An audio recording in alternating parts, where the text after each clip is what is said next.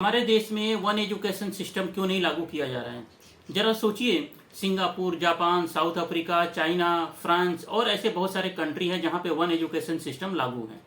लेकिन भारत में CBSE, ICSE, ISC, state board, IB, Cambridge international, ऐसे अलग अलग बोर्ड हैं हमारे देश में। मतलब आप देखो तो ऐसे 50 बोर्ड चल रहे हैं। लेकिन क्यों चलाए जा रहे हैं? इसका फायदा क्या है, नुकसान क्या है?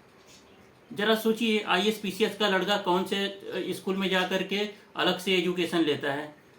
एमपी एमएलए के बच्चे अलग पढ़ाई करते हैं, अलग बोर्ड में पढ़ाई करते हैं। जो चपरासी है उसका बच्चा एकदम अलग पढ़ाई करता है। लोअर लेवल का जो गरीब है वो एकदम ही अलग पढ़ाई करता है, एकदम छोटे प्राइमरी गवर्नमेंट के स्कूल में जाता है। जो मिडिल लेवल का है वो थोड़ा सा अच्छी बोर्ड में जाता है।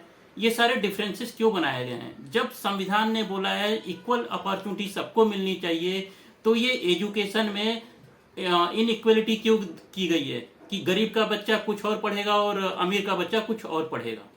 यह कांग्रेस हो या बीजेपी हो, कभी भी ये इन लोगों ने देश के लिए काम नहीं किया। अगर किए होते तो ये बहुत सारे हमारे कॉन्स्टिट्यूशनल हैं जो अमेंडमेंट की जरूरत है, रिफॉर्म की जरूरत है, लेकिन ये करते नहीं है। सबसे बड़ा अमेंडमेंट आप सोच लो कि एक चपरासी की नौकरी के लिए अगर आपके ऊपर एफआईआर हो जाएगी तो आप एप्लीकेबल नहीं होगे। उसके लिए भी क्वालिफिकेशन है, 10th है, 12th होनी चाहिए। लेकिन एमपी और एमएलए के लिए कोई क्वालिफिकेशन नहीं है। जितना भी एफआईआर होने दो, जब तक वो प्रूफ नहीं होगा तब तक वो एमपी एमएलए अपना राजशाही एंजॉय करते रहेंगे।